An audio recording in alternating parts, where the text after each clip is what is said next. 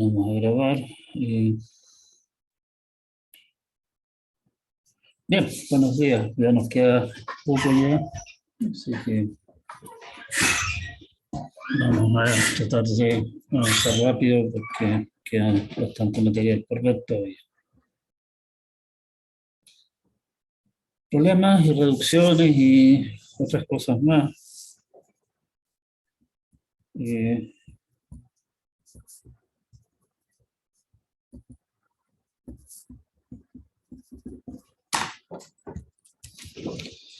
Sean P1 y P2 problemas, o sea, en el fondo lo que nosotros hemos definido un problema es simplemente un subconjunto de algún de las posibles palabras que se pueden formar con algún alfabeto, con la idea de que el problema, digamos, tiene solamente respuesta sí o no.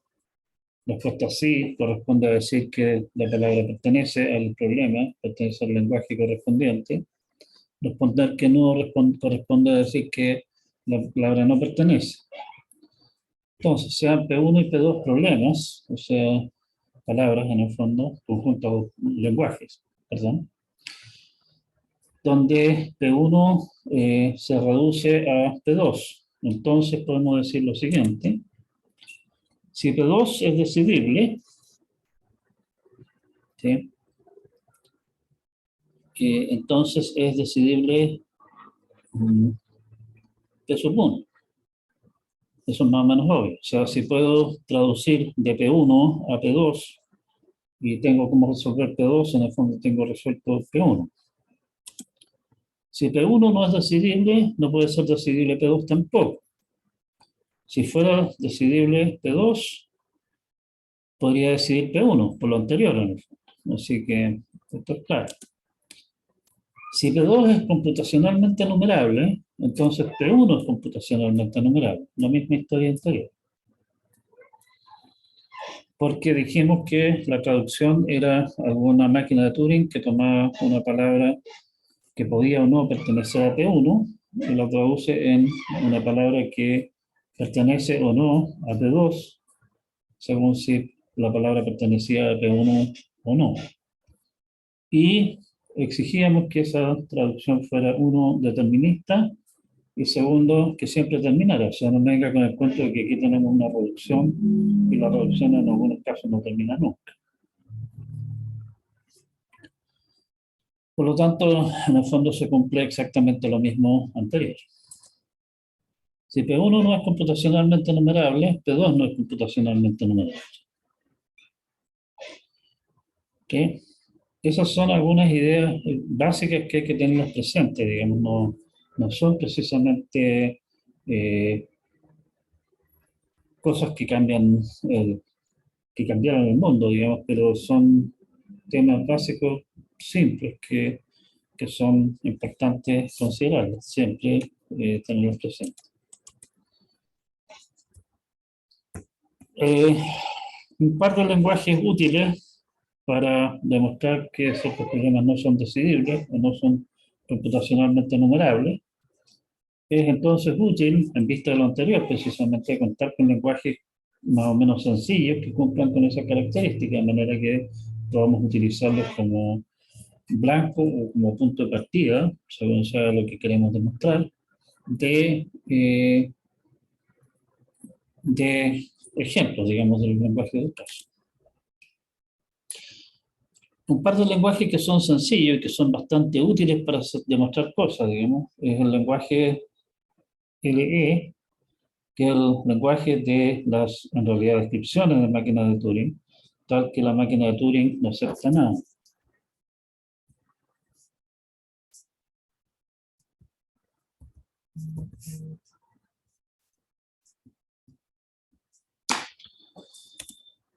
LNE, el complemento del anterior, es el lenguaje de las descripciones de máquinas de Turing que aceptan alguna palabra.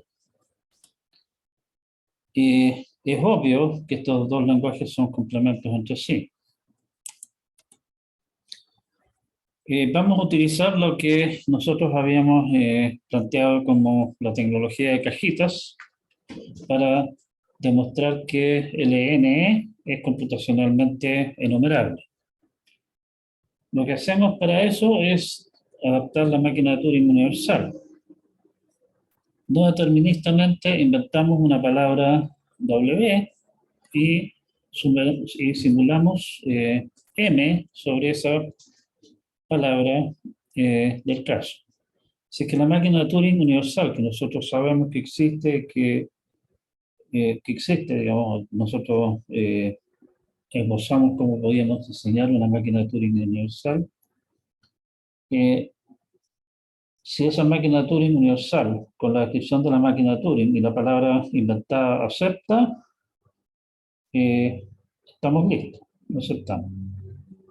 Nótese que aquí estamos utilizando descaradamente nuestra facilidad de no determinismo de las máquinas de Turing, o sea, lo estamos utilizando a la hora de decir que inventamos una palabra que la máquina de Turing M acepta. Así que M acepta algunas palabras, obviamente esta idea de invente una palabra cualquiera y verifique que la acepta, va a funcionar. LNE no es decidible. La demostración, en este caso, lo que queremos hacer es demostrar que no es decidible y eso lo hacemos por la vía de reducir LU a esto. Ya sabemos que LU, el lenguaje de la máquina de Turing universal, no es decidible. Y vamos a demostrar entonces que LU se reduce a LNE. Si ustedes me dan una máquina de Turing y una palabra, armamos una máquina de Turing M' que hace lo siguiente. Lo que hace es simplemente descartar su entrada, ni la pesca, digamos, y simula la máquina de Turing M sobre la palabra omega. Si pudiéramos decidir si M' acepta vacío, es poder decidir para M si omega pertenece al lenguaje. Pero eso es precisamente decidir LU. Y sabemos que LU no es decidible, ¿sí? Por lo tanto, esa máquina de Turing supuesta, digamos que verifica que una máquina de Turing acepta el lenguaje no vacío y siempre se detiene, es falso, no puede ser.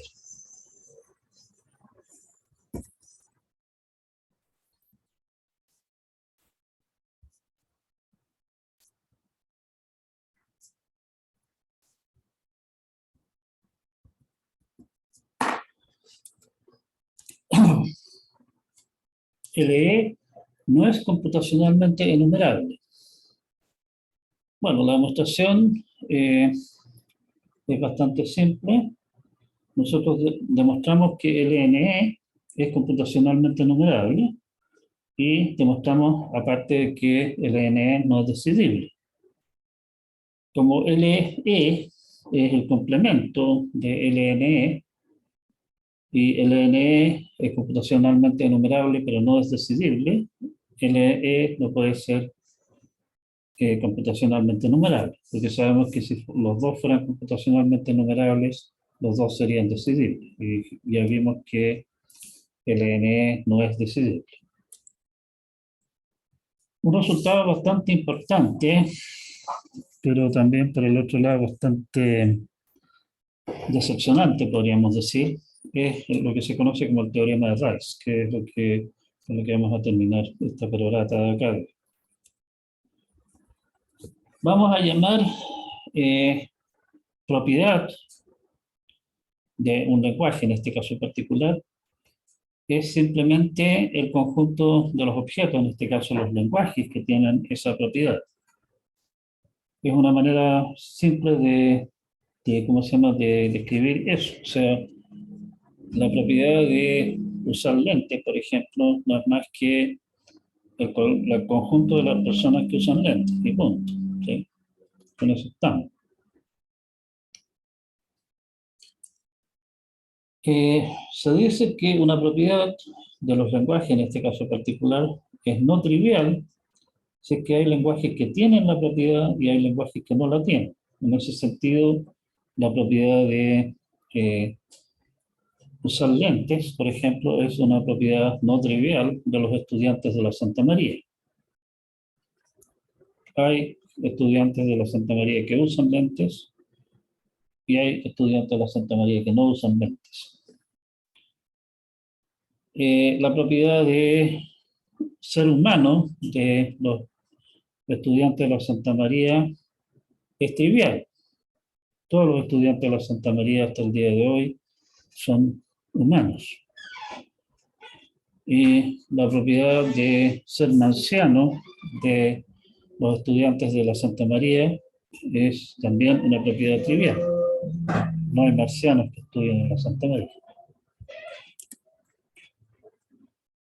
Para nuestros efectos, nuestra mejor manera de, digamos, de alguna manera de escribir algo es, en realidad, por lo que dice la tesis de Church, la mejor manera posible, en realidad, que existe para poder representar o de alguna manera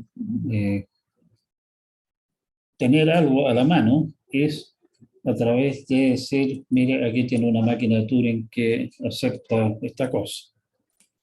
Y en ese sentido, lo que vamos a hacer va a ser considerar lenguajes computacionalmente numerables a través de alguna máquina de Turing que lo acepte, que es precisamente la definición de ser computacionalmente numerable. O sea, no me venga aquí con que este lenguaje es computacionalmente numerable, no tengo idea qué máquina de Turing lo acepta. O sea, como que no tiene mucho sentido. El teorema de Rice, entonces, como decía, es un tanto deprimente. Toda propiedad no trivial de los lenguajes computacionalmente enumerables no es decidible. O sea, ¿de qué es lo que está hablando el teorema de Rice? En el fondo está hablando de conjunto de lenguajes computacionalmente numerables. ¿Y cómo represento los lenguajes computacionalmente numerables? Por la vía de dar una máquina de Turing que los acepte. Y me está diciendo que toda propiedad no trivial de esos lenguajes, cuidado, del lenguaje, no de las máquinas de Turing, es no decidible. Demostración de este teorema, y esto es un poquitito rudo, así que por favor pongan atención y revisen luego las transparencias. Supongamos una propiedad P cualquiera. Como P es una colección de lenguajes y el lenguaje no es más que un conjunto, el conjunto vacío podría tener la propiedad P. Supongamos primero el caso en que el conjunto vacío no tenga la propiedad. Y sea L un lenguaje cualquiera que pertenece a P, no vacío obviamente, que es aceptado por la máquina de Turing, llamémosle M sub L, que es una máquina de Turing fija. O sea, estamos diciendo, por decir algo, la propiedad P es la propiedad de ser, no sé, de ser regular, y tomamos un lenguaje regular cualquiera, por ejemplo, el lenguaje A asterisco, y tenemos una máquina de Turing que acepta A asterisco. Ese es nuestro L, esa es nuestra máquina de Turing M sub L. Dados entonces M y una palabra X, construimos la máquina de Turing M' de la figura. La máquina de Turing M' lo que hace es ejecutar la máquina de Turing M, que me están dando como dato, sobre la palabra X, que me están dando como dato, y si esa máquina de Turing M acepta, entonces iniciamos el procesamiento de la palabra que me dan como entrada, a través de ML, que habíamos dicho que era nuestro punto de partida de toda esta cuestión, y si ML entonces acepta, omega, aceptamos. En caso contrario, rechazamos. O sea, esta máquina Turing rechaza todo, o sea, no acepta más bien nada si es que M no acepta X. Si es que M acepta X, va a aceptar exactamente aquellas palabras que acepta ML, o sea, las palabras que tienen eh, las, las palabras de L. El resultado de esta construcción es una máquina de Turing que acepta L, que es un lenguaje que tiene la propiedad P, si es que X es aceptado por M, y si X no es aceptado por M, no acepta nada, porque jamás entra a procesar la palabra de entrada, y por lo tanto rechaza. Si estuviéramos en condiciones de determinar si el lenguaje de M' tiene la propiedad P, estaríamos decidiendo si X pertenece al lenguaje aceptado por la máquina de Turing M. Y ese es precisamente el lenguaje eh, de U. Y sabemos que U no es decidible, y por lo tanto, esto no puede ser decidible. ¿Sí? O sea, propiedades que no tenga el lenguaje vacío no pueden ser decidibles. Eso es lo que hemos demostrado hasta este momento. La segunda pata del cuento es considerar el caso en que el lenguaje vacío tenga la propiedad. En ese caso, como estamos hablando de propiedades no triviales, el complemento de la propiedad P, o sea, todos aquellos lenguajes que no tienen la propiedad, también va a ser no trivial. Sabemos que el lenguaje vacío no pertenece a la propiedad complemento. Y aplicamos el caso anterior y con eso tenemos todo demostrado lo que queríamos demostrar. Nótese, y este es un punto extremadamente importante, que el teorema de Rice habla del lenguaje que M acepta. No habla directamente de M ni habla de su comportamiento. O sea, por ejemplo, preguntar, ¿esta máquina Turing tiene más de 5 estados? Obviamente es sumamente sencillo de verificar, o sea, es cosa de ir a mirar el mono, ¿sí? O si estamos hablando de la máquina de Turing en términos de nuestra descripción, es cosa de ir a contabilizar cuántos estados aparecen listados en los quintetos. Así que eso en realidad es una propiedad decidible. Preguntar si es que hay palabras que esta máquina de Turing, ¿cómo se llama? En las que esta máquina de Turing da más de 3 pasos, por ejemplo. Obviamente también se puede revisar, porque en el fondo ahí podemos simplemente ir tomando todas las palabras posibles, una palabra que la máquina de Turing acepte a los más 3 pasos, obviamente lo que haya después del tercer símbolo definitivamente no puede influir. Bueno, tomemos 4 símbolos para la segura, digamos. Y simplemente es cosa entonces de probar qué es lo que pasa con esa máquina de Turing con a lo más 3 pasos con cada una de esas palabras. Esa es una cantidad finita de alternativas que hay que revisar, así que ahí eso lo podemos decidir. Los problemas de los que estamos hablando son más bien cosas tales como, mire, aquí tiene una linda máquina de Turing. El lenguaje que esta linda máquina de Turing acepta es regular. Sabemos que hay lenguajes que son regulares y otros que no. Sabemos que hay máquinas de Turing en el fondo que aceptan lenguajes que no son regulares. Así que esa es una propiedad no trivial de los lenguajes computacionalmente numerables. La respuesta a eso es no hay cómo saberlo, en general. Está claro que nosotros podríamos entrar a revisar la máquina de Turing y decir, oiga, pero está aquí, me está pistoleando, esta cosa en realidad es un DFA disfrazado de máquina de Turing, así que claramente el lenguaje que esta máquina de Turing particular acepta es regular, pero no vamos a poder responder esa pregunta en todos los casos. Lo mismo, la pregunta de preguntas tales como si el lenguaje es de contexto libre, o si el lenguaje contiene, por ejemplo, no sé, contiene palabras que tienen largo par, o, bueno, cualquier clase de propiedad de los lenguajes, o propiedad del lenguaje.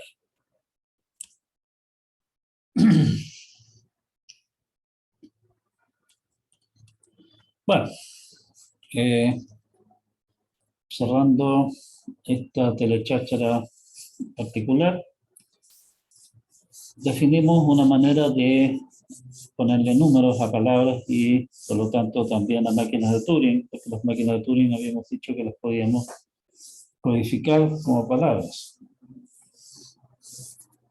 Usando eso, utilizamos la misma idea que usó Cantor en su oportunidad para demostrar que hay más números reales que números naturales, para demostrar un lenguaje que ninguna máquina de Turing acepta, nuestro lenguaje L sub D, lo cual es un resultado un tanto sorprendente porque uno está acostumbrado, digamos, se le metió en la cabeza desde los primeros ramos de programación de que cualquier tontera que uno le tiren es cosa de escribir un programa y la resolver. Cosa que ya sabíamos de antes que eso no es así. Nuestro problema, el mundo nos echó a perder esa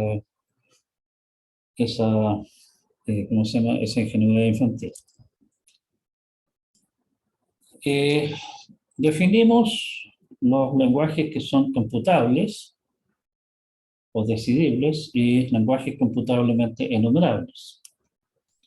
Y nos dimos la lata de demostrar lenguajes de los distintos tipos. O sea, demostramos que hay lenguajes que son decidibles, computables.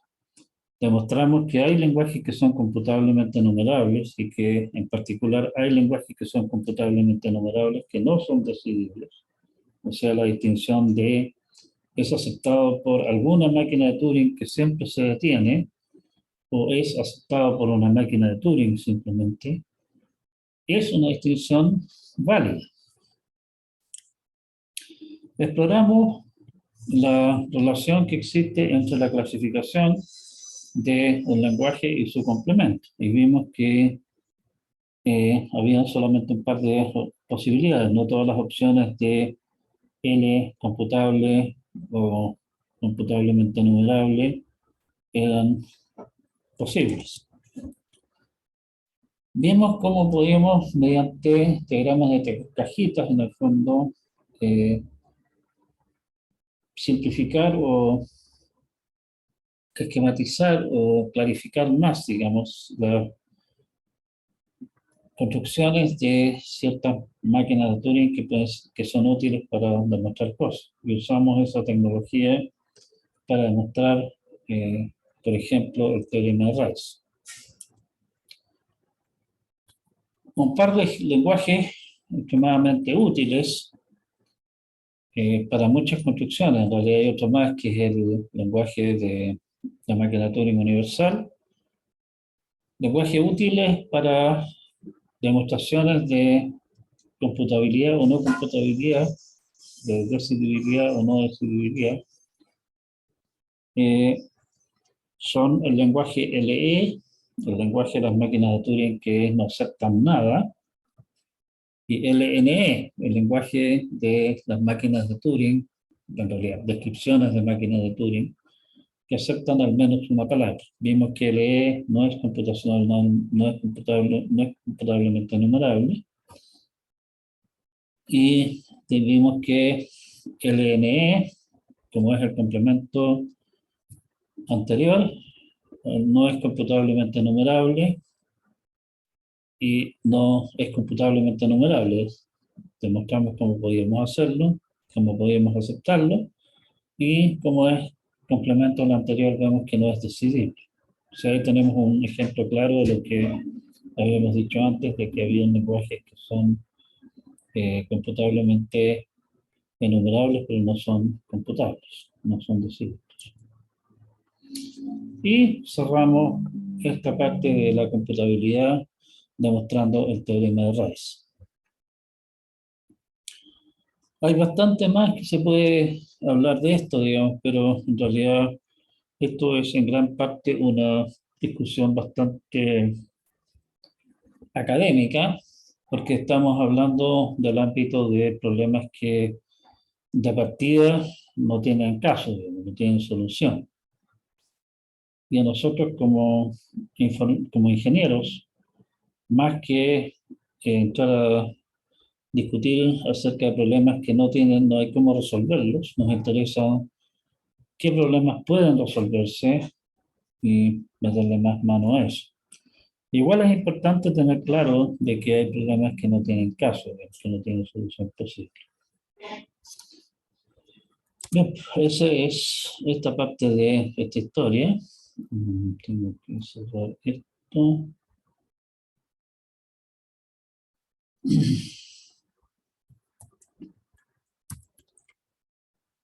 Y continuamos con...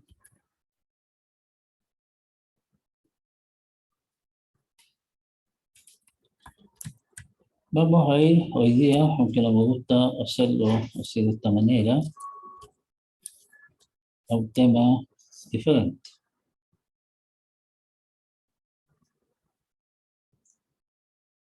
Nos vamos a abocar a estudiar problemas que sí tienen solución en principio.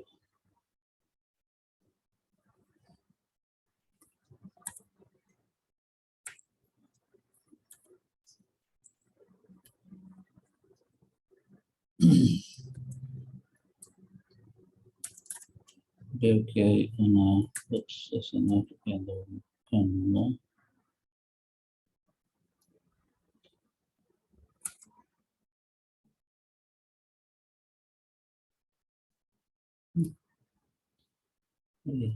Chat. Ah, preguntan qué es lo que era LU. LU es el lenguaje de la máquina de Turing universal. O sea, una máquina, o sea, es el lenguaje de la máquina de Turing universal. Lo que acepta la máquina de Turing a la que le das una descripción de una máquina de Turing seguido por una palabra y determina si esa máquina de Turing que está codificada al principio acepta la palabra que viene después. ¿Está bien, don Ignacio?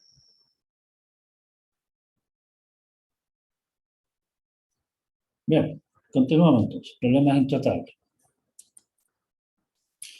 Problemas difíciles. Hay muchos problemas para los que conocemos algoritmos bastante eficientes, incluso algunos algoritmos que realmente son ordinariamente elegantes. La mayor parte, o sea, no la mayor parte, sino que parte de esos algoritmos, ustedes los vieron, por ejemplo, en el ramo de estructuras de datos. O sea, cosas tales como, no sé, pues se conocen algoritmos para que ustedes incluso aprendieron en el colegio, para, dados dos números, encontrar su producto o su suma, etcétera. Conocemos algoritmos para ordenar arreglos, por ejemplo, y así sucesivamente. Y hay algoritmos extremadamente bonitos para muchas de esas tareas. Aunque, volviendo a lo que estábamos hablando acá, en realidad lo que nosotros estamos considerando como problemas acá son palabras, son lenguajes, es simplemente decidir si es que una, eh, un algo, digamos, la respuesta es sí o es no. O sea, en realidad, nuestra pregunta, en el caso de, por ejemplo, una multiplicación, podría ser que nos planteen la multiplicación y nos preguntan si es que el resultado de ese producto es qué sé yo, es un cierto valor dado o es menor que algún valor o alguna otra cosa, ¿sí? Hay que tener claro esa relación, esa razón, esa, ¿cómo se llama? Esa distinción de qué es lo que nosotros consideramos como un problema en la vida común y corriente real y lo que nosotros estamos tomando como problema acá. Probablemente no tengamos mucho tiempo para darnos vueltas sobre ese tema, digamos, pero resulta que eso lo vamos a discutir después, que si un problema resulta ser un problema como lo que estamos planteando nosotros acá, el problema de poder responder sí o no a una pregunta simple. Si ese problema es difícil, eso significa también de que el problema correspondiente de encontrar el valor correcto, digamos así, también es difícil.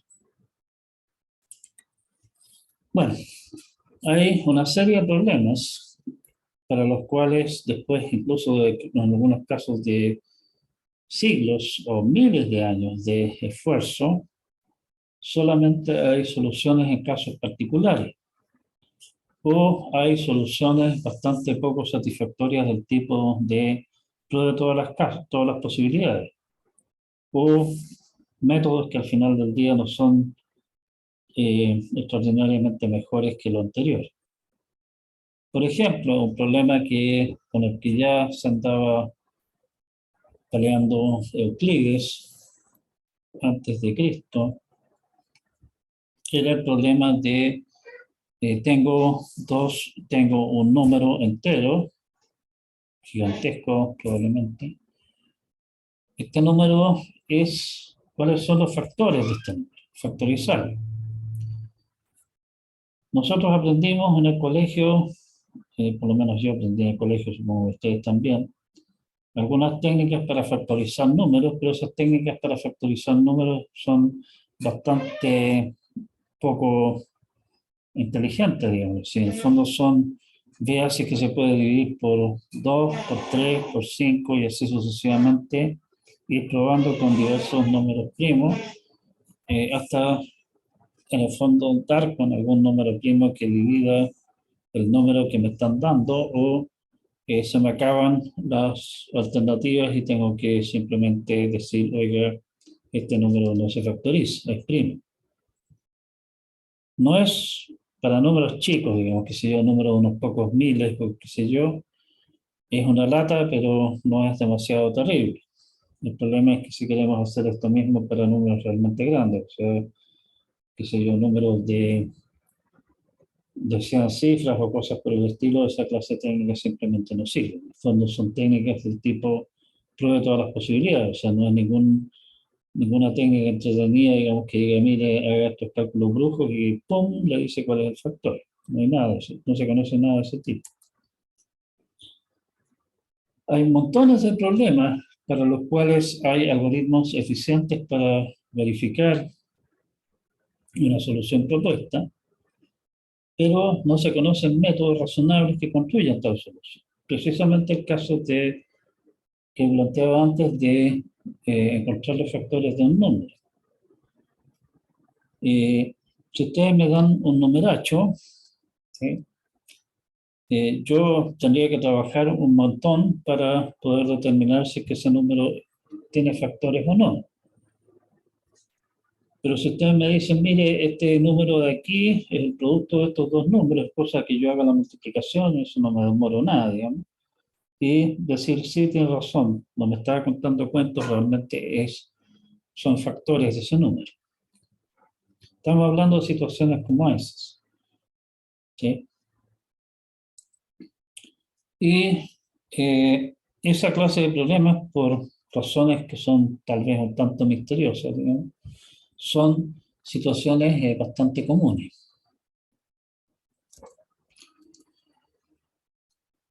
Tomemos un par de problemas en el fondo, problemas de grafos. Que el primer problema es el camino más corto, o sea, dado los tiempos para viajar entre las distintas ciudades de Chile, o sea, por decir algo, para viajar de Viña a Quilpué, usted se demora tanto tiempo en hacer el viaje. encuentre el camino más rápido para llegar de Arica a Punta Arenas. Obviamente, la idea es ver todas las posibilidades, digamos, de ir parando, o sea, con posibles paradas intermedias, o tal vez ir directo, ¿sí?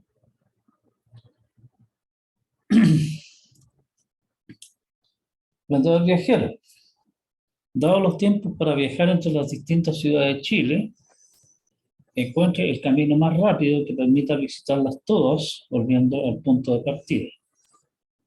A esto le llama el problema del vendedor viajero, porque básicamente la idea que hay detrás del cuento es que juntamos con un vendedor viajero que tiene una colección de clientes y lo que le interesaría hacer sería programar un viaje que obviamente se demore lo menos posible, que cueste lo menos posible lo que ustedes quieran como costo del viaje, digamos, que le permita visitarlos todos y volver a casa, ¿sí? Resulta que en esos dos problemas hay una enorme cantidad de caminos posibles. O sea, de Arica ustedes podían, o sea, presentamos diciendo, sí, de Arica ustedes podrían decir primero viajo a Iquique, o tal vez primero me voy a Calama, o tal vez tomo directamente un avión que va de Arica a Santiago. Hay muchas, muchas, muchas posibilidades. Lo mismo obviamente para el caso del vendedor viajero. Las posibilidades, el universo, digamos, de posibles soluciones para los dos problemas es gigantesco. Pero resulta que el primer problema tiene una solución eficiente. Por ejemplo, el algoritmo de Dijkstra que ustedes seguramente vieron en estructura de datos. El segundo, no se conoce ningún algoritmo que sea esencialmente mejor que probar todas las opciones. Y eso definitivamente es inaceptable, digamos, la cantidad de opciones que habría que probar son, como decíamos, gigantescamente grandes. Y no es precisamente tampoco porque el segundo problema sea un problema que solamente le interesa a profesores de ramos raros en la universidad. Si ustedes lo piensan un poco, el problema del vendedor viajero, variantes de este tipo de problemas son problemas de importancia práctica gigante. O sea, por ejemplo, piensen simplemente en, qué sé yo, su gran tienda preferida, eh, a la que ustedes hoy día le encargan la mayor parte de las cosas a través de Internet. Y entonces en la mañana tienen una lista de clientes a la que tienen que entregarle sus pedidos dentro del día de hoy en, qué sé yo, en el Gran Valparaíso, y tenemos que entonces programar la ruta del camión del caso. Ese es precisamente el problema del vendedor viajero. Y resolver ese problema en forma eficiente, obviamente sería de interés enorme para la gente de esa gran tienda.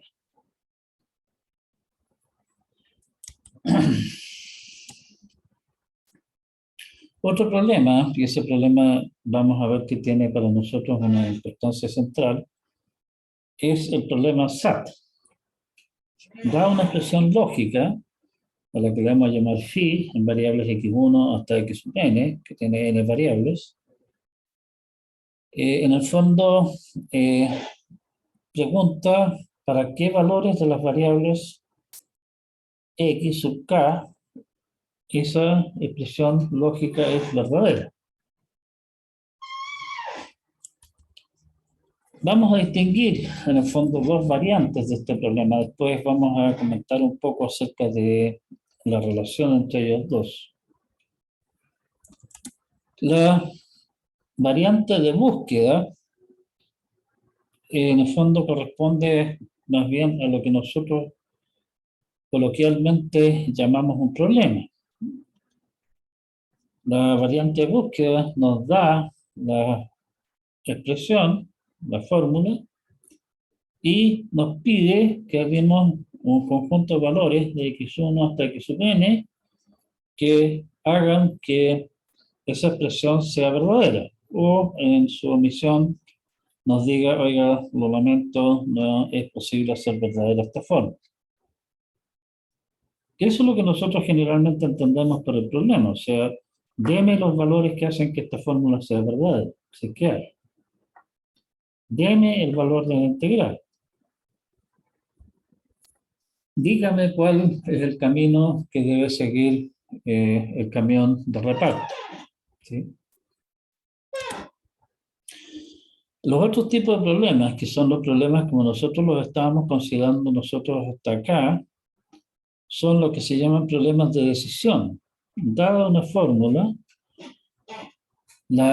lo que preguntamos es simplemente si es que hay algún conjunto de valores de las variables que hace que la fórmula sea verdadera, o que nos diga que no hay.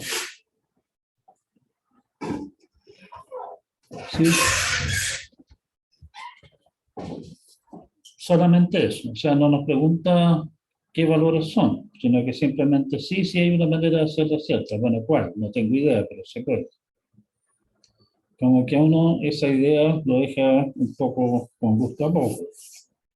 Pero como dije, se puede mostrar, en realidad no vamos a pensar a verlo en mucho detalle, que si el problema de decisión es difícil, en general también lo es el problema de búsqueda correspondiente.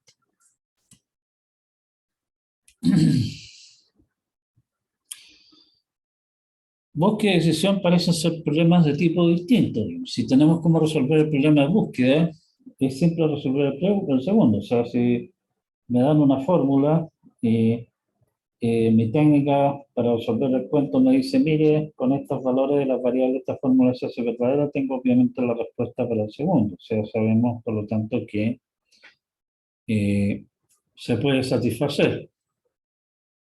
O sea, se puede hacer verdadera la fórmula. Si es que la respuesta es imposible hacerlo, también tengo la respuesta a la segunda pregunta. Al revés, parece que no fuera tan así. Supongamos que nos dan una subrutina para el problema de decisión, llamémosle M, a la que le damos como, le entregamos como dato, como argumento, le entregamos una fórmula y nos dice si esa fórmula se puede satisfacer o no. Si llamamos a M sobre la fórmula phi completa y me dice que esa fórmula no puede satisfacerse, estamos listos, o sea, no hay caso de satisfacer. Si me dice que hay solución, entonces a x1, supongamos x1 verdadero y evaluamos la fórmula bajo ese supuesto.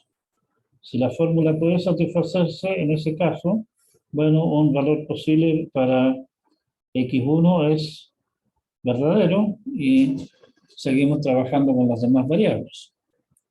Si con x1 verdadero la fórmula no puede satisfacerse y sabemos que se puede satisfacer, bueno, tiene que ser que x1 es falso y seguimos trabajando con con las demás variables. ¿Ya?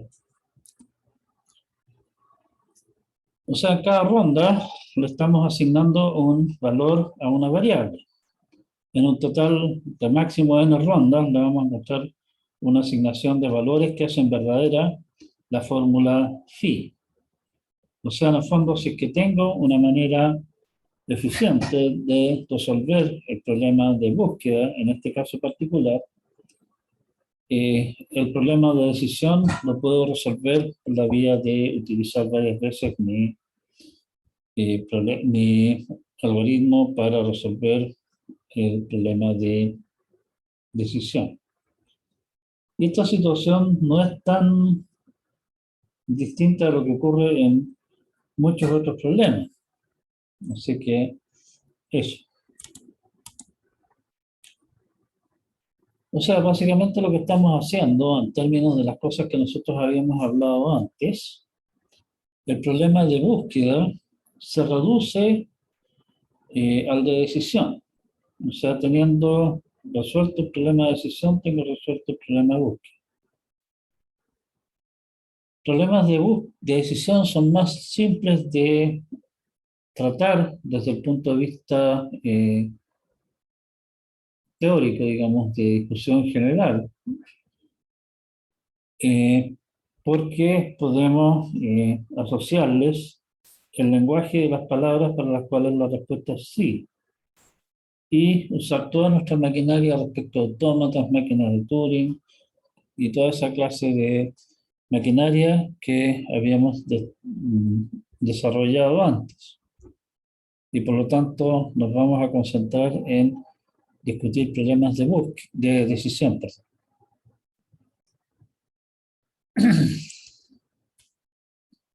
Bueno, nuevamente para recordar de qué estamos hablando, vamos a llamar problema a un lenguaje. La respuesta a una instancia del problema, una palabra sobre el alfabeto que corresponda, es solamente un sí o un no. O sea, no es la integral de esta clase de cosa marciana, es esta fórmula rusa. No. Nos interesan, obviamente, lenguajes, problemas que son infinitos. Si la colección de instancias para las cuales la respuesta sí es finito, en realidad el problema no es tan, no tiene mucho chiste, digamos, porque por lo menos desde el punto de vista teórico, lo que nosotros podríamos hacer simplemente es darnos la lata de hacer la lista de todas aquellas instancias en las cuales la respuesta es sí, y nuestro algoritmo para decidir sería simplemente ir a mirar si está en esa lista. Y eso no tiene mucha gracia como algoritmo. Y obviamente ocurre exactamente lo mismo si es que el lenguaje es cofinito, o sea, las instancias en las cuales la respuesta es no infinita. Vamos a usar exactamente la misma estrategia.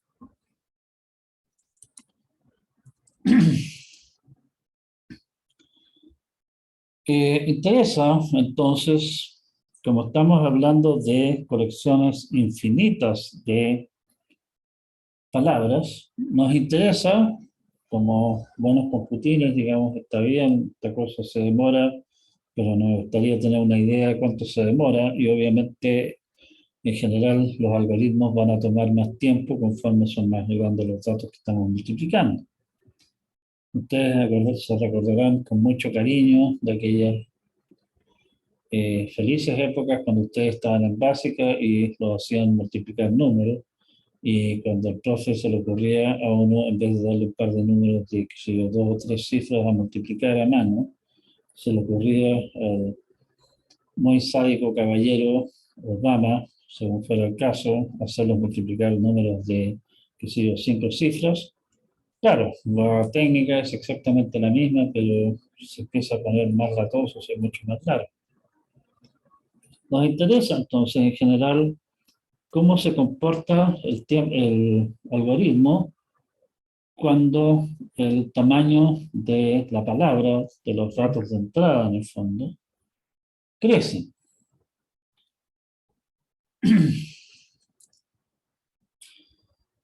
Para eso vamos a fijar un alfabeto y en ese alfabeto vamos a escribir, digamos, los datos de entrada como una palabra y el tamaño de la entrada es simplemente el largo de la palabra que describe esa instancia. ¿Okay? Implícitamente en esto estamos suponiendo que estamos describiendo los datos de entrada en algún formato más o menos cuerdo. O sea, por ejemplo, si que ustedes me dan una lista de números, digamos, por ejemplo, Esos números me los entregan como una lista de números anotados en, por ejemplo, en decimal, no simplemente decir el primer número es palito, palito, palito, para decir que es 3 y así sucesivamente. Entonces estamos pensando, en el fondo, implícitamente en alguna representación compacta, coherente, cuerda de los datos de nuestro problema.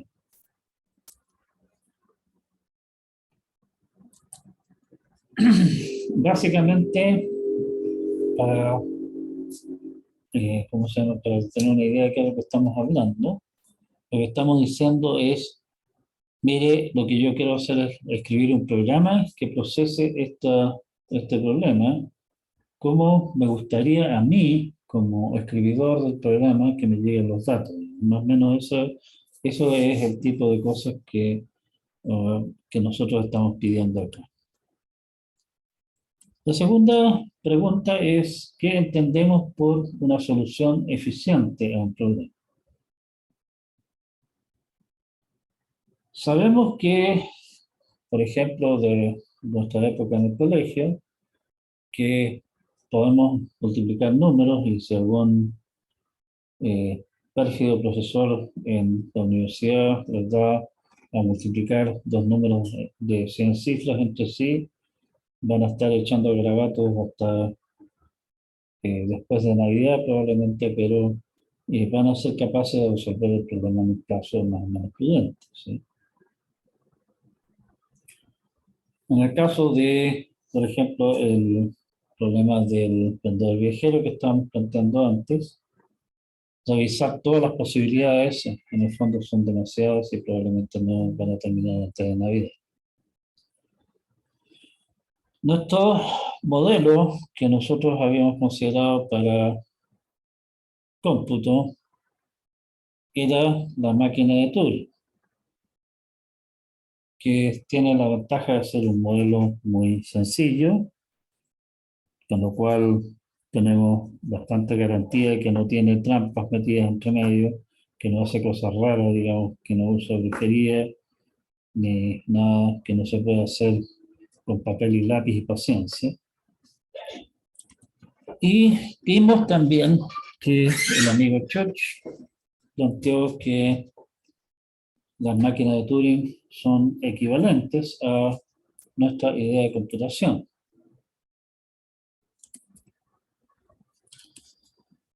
En todos los modelos, nosotros podemos poner alguna medida relativamente natural de qué es lo que se entiende por el tiempo. En el caso de una máquina de Turing, el tiempo es más o menos natural contabilizar el tiempo en términos de número de pasos que da la máquina de Turing. Si que nosotros estamos hablando de resolver el problema, por ejemplo, en el computador que yo tengo al frente acá, nosotros podemos decir que el tiempo para resolver ese problema, dado un cierto problema X, digamos, es simplemente cuántos segundos, o lo que sea milisegundos tal vez, transcurren de ejecución del programa para encontrar la solución. Si es que estamos, o podríamos simplemente contabilizar cuántas instrucciones ejecuta, que también sería una medida más o menos razonable de tiempo. Está claro que el número de instrucciones ejecutadas por la CPU y el tiempo de reloj como tal van a ser dos medidas que van a estar íntimamente relacionadas, o sea, van a ser básicamente proporcionales entre sí. Así que nosotros consideramos algún otro modelo de cómputo, como por ejemplo estábamos comentando el cálculo lambda, y el cálculo lambda en el fondo es una colección de la idea de resolver el problema por la vía de tener una montonera de funciones que se llaman unas a otras. Y es bastante natural pensar en tiempo como, por ejemplo, el número de llamadas de función que se hace, ¿sí? Y así. Resulta, y en realidad no quiero entrar en este detalle porque es bastante tedioso y no aporta mucho a entender qué es lo que pasa. Resulta que las medidas de tiempo están relacionadas por polinomios.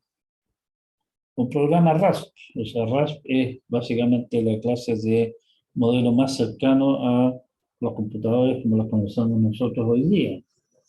Es una cosa, un procesador que toma datos e instrucciones de la memoria y va ejecutando eso, y el tiempo de RASP, la manera natural de considerarlo, es simplemente el número de instrucciones que ejecuta.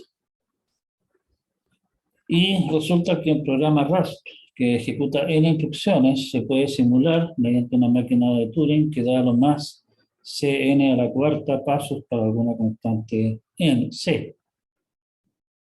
Y está claro que nosotros podríamos simular un paso de una máquina de Turing en un número fijo, finito, máximo de instrucciones de RASP. O sea, en ese sentido, traducir de una representación de computación, entre comillas, a otra, en este caso particular, me da ¿cómo se llama? Se me multiplica, digamos, o sea, no se me multiplica, se me infla el tiempo de ejecución, en este caso particular, en, en algo que está acotado por un polinomio. Resulta que hay situaciones similares con respecto a los otros modelos que se han planteado.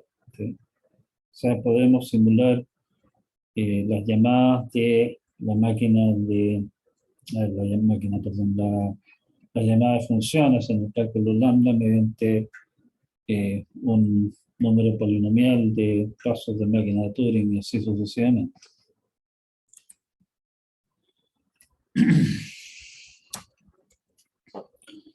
Ahora, si es que nuestro lindo algoritmo se demora un tiempo para procesar una entrada que es, por ejemplo, si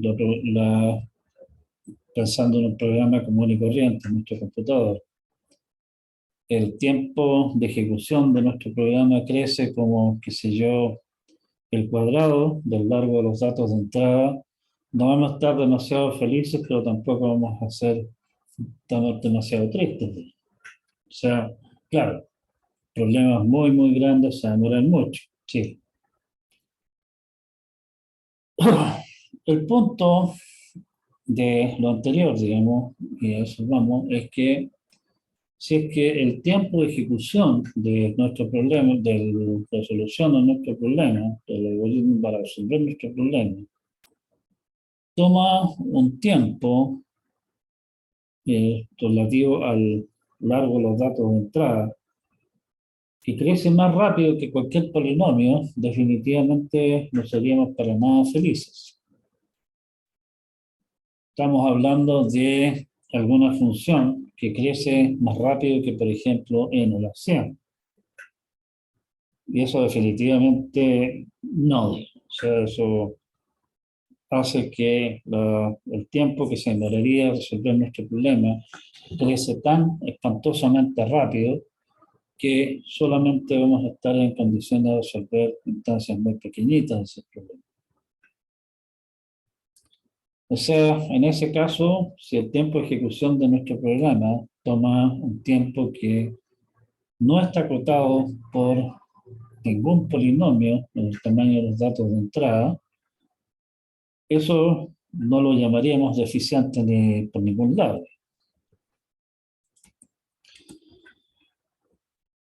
Vamos a llamar, y esto, como toda buena definición, es una cosa que hay que tomarla con su buena cucharada de sal. Vamos a llamar eficiente a un algoritmo si el tiempo de ejecución está acotado por un polinomio en el tamaño de los datos de entrada. Si ustedes se dan una rápida vuelta por la técnica que nosotros usamos, nos enseñaron en el colegio para multiplicar números, se van a dar cuenta que esa técnica toma un tiempo que está acotada, digamos, por el cuadrado del tamaño de los números, porque básicamente lo que estamos haciendo es, suponiendo que tengo dos números de n dígitos, tengo que ir multiplicando cada uno de los n dígitos del primer número por cada uno de los n dígitos del segundo número como base, digamos, hacer después una serie de sumas, ¿cierto? Por lo tanto, tengo que estar multiplicando n dígitos por n dígitos cada uno, y eso es n cuadrado, más algunas operaciones adicionales que no suman tanto, ¿sí? En ese sentido, nuestro algoritmo de multiplicar números es un algoritmo eficiente, porque toma un tiempo que es aproximadamente proporcional al cuadrado del tamaño de los datos de entrada, el tamaño de los números que estamos multiplicando. Nuestro algoritmo de encuentre los factores de un número por la vía de ir probando todos los potenciales factores para no complicarnos la existencia, digamos, supongamos simplemente probar todos los números entre 2 y a raíz del número, obviamente nos va a tomar aproximadamente a raíz del número divisiones, ¿cierto? O intentos de divisiones para llegar a la conclusión de que no, en realidad esta división no funcionó. Y eso es raíz de n, o sea, raíz del número, pero resulta que eso en realidad es, como el número lo estamos suponiendo que me lo están dando en, qué sé yo, en decimal, eso es 10 elevado a largo de la entrada, medios aproximadamente. Y eso definitivamente crece más rápido que un polinomio, una función exponencial. Y esas, como ya habíamos comentado, esa clase de manera de resolver el problema lo podemos considerar como razonable para tamaños pequeños de los números, pero para números, que sé yo, de 100 cifras o alguna cosa así, definitivamente no hay por dónde. El punto interesante de todo este cuento, en realidad, es que los polinomios son cerrados con respecto a la composición, con lo que, por, entre comillas, afortunada coincidencia con la relación polinomial entre modelos de cómputo, si es que la solución a algún problema en términos de un programa raso es eficiente, o sea, está acotado por un polinomio. Si yo traduzco ese programa RAS a una máquina de Turing que resuelve el mismo problema, sabemos que si el programa RAS daba n pasos, la máquina de Turing da n a la cuarta pasos.